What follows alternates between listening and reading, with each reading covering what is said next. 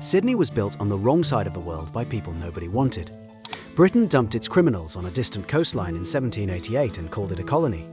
The Aboriginal people who had lived there for 50,000 years were never asked. What followed is one of history's most brutal and most extraordinary urban stories.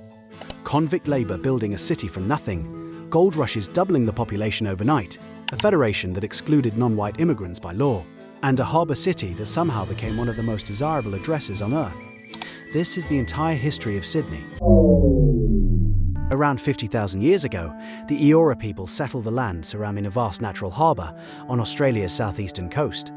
The landscape is dense eucalyptus forest, running right to the water's edge, sandstone cliffs dropping into sheltered coves, and a harbour so large and deep it could anchor every navy in the world. These are among the earliest known human inhabitants of any continent, and Sydney Harbour is their home. But what comes next, 50,000 years later, arrives without warning and without permission. By January 1788, 11 British ships drop anchor in Botany Bay, carrying 1,487 people, roughly half of them convicts. Governor Arthur Phillip commands the fleet. He finds Botany Bay too shallow and too exposed, sails north, and discovers Port Jackson. The image shows Phillip's longboat pushing through the heads of Sydney Harbour for the first time. Sandstone cliffs rising on both sides, the harbour opening wide and calm ahead, the bush silent and watching. Phillip establishes the settlement at Sydney Cove on January 26, 1788. Canvas tents go up first, then timber frames, then rough timber buildings, along a muddy track that will eventually become George Street. The image shows the cove in those first weeks. Convicts clearing trees with hand axes, Marines standing guard, a flag planted in sandy ground, and the forest pressing in from every direction. Nobody here chose to come. Most have no idea how to build a colony from nothing. What most people never learn is how close this settlement came to starvation in its first 3 years. The Eora people, including the Cadigal, Gadigal and Darug clans, watch the British arrive and attempt to understand what they want. Benelong, a Cadigal man, becomes the key intermediary between the two worlds. Governor Phillip cultivates the relationship deliberately, learning some language, attempting negotiation. The image shows Benelong Point, the exact finger of land that will one day hold the Sydney Opera House.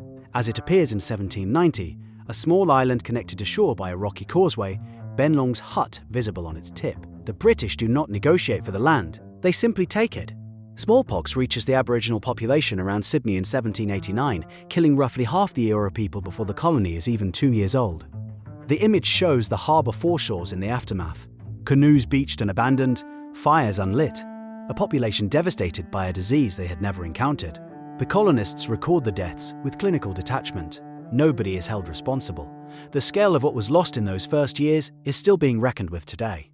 Through the 1790s and early 1800s, Sydney grows from a penal outpost into something resembling a town. Convicts build the roads, the wharves, the government buildings and the barracks. Lachlan Macquarie, appointed governor in 1810, transformed Sydney more deliberately than any leader before him.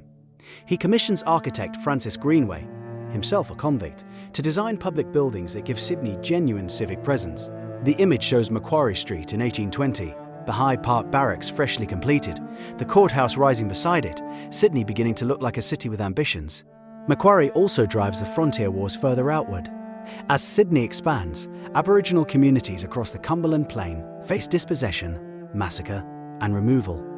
The Hawkesbury and Nepean rivers become sites of sustained violent conflict between settlers pushing for farmland and Aboriginal people defending their country.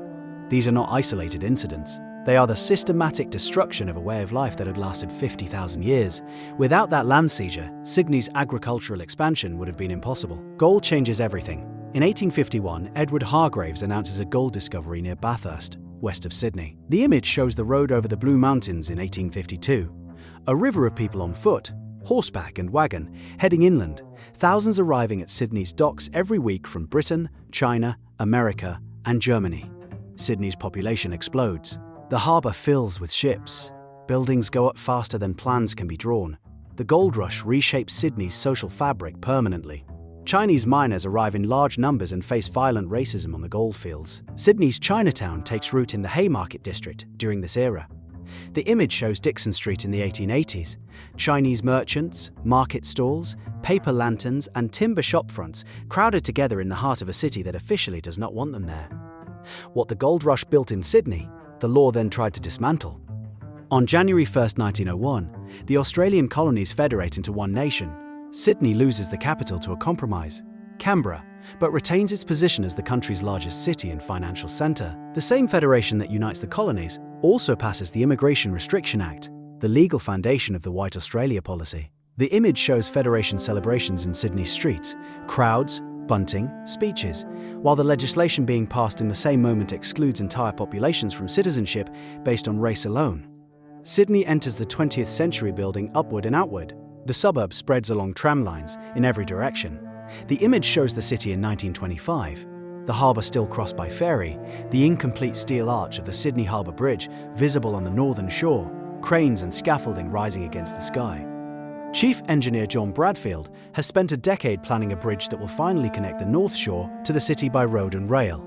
The Sydney Harbour Bridge opens in 1932, and the moment it does, the city it connects is already in the grip of the Great Depression. The bridge opens on March 19, 1932. Premier Jack Lang is supposed to cut the ribbon. Instead, a man on horseback named Francis de Groot charges forward and slashes it with a sword in protest against Lang's government. The image captures the chaos: police, crowds, the severed ribbon, de Groot being dragged from his horse. Sydney does not let a political stunt slow it down. The bridge carries 11,000 vehicles on its first day. World War II brings the war directly to Sydney. Japanese midget submarines enter the harbour on the night of May 31, 1942. The image shows Sydney Harbour that night, searchlights cutting across the water, an attack nobody believed possible happening in real time. One submarine sinks a naval depot ship, killing 19 sailors. Sydney wakes up to the fact that the Pacific War is not distant. Anti-submarine nets go across the harbour entrance. Gun batteries appear on the headlands. For the first time in its history, Sydney understood it was not safe simply by being far away. Post-war immigration reshaped Sydney completely. Between 1945 and 1970, hundreds of thousands of migrants arrived from Italy, Greece, Malta, and Eastern Europe, followed by waves from Southeast Asia and the Middle East. The image shows Central Station in the early 1950s. Families with suitcases, children in unfamiliar coats, a city receiving people who will build its suburbs, staff its factories, and open its restaurants. Sydney's identity shifts from a British colonial city to something genuinely multicultural. John Utzon's Sydney Opera House opens on October 20, 1973. The image shows the harbour that evening. The white shell roofs lit against the dark water, the bridge behind it, the city skyline reflected in the surface of the cove. Benelong Point, where a Cadigal man's hut once stood at the edge of the colonial frontier, now holds one of the most recognisable buildings on Earth. Sydney has survived convict chains, smallpox epidemics, frontier wars, economic depression, and submarine attacks in its own harbour. It absorbed gold rush chaos, White Australia's exclusions, and the slow dismantling of those exclusions over decades. From a canvas tent at Sydney Cove to the Opera House on Benelong Point, the city carries all of it. The violence and the beauty, the dispossession and the reinvention, in the same harbour, under the same sky. That is Sydney. If you enjoy seeing history come alive, hit subscribe and tell us which city we cover next.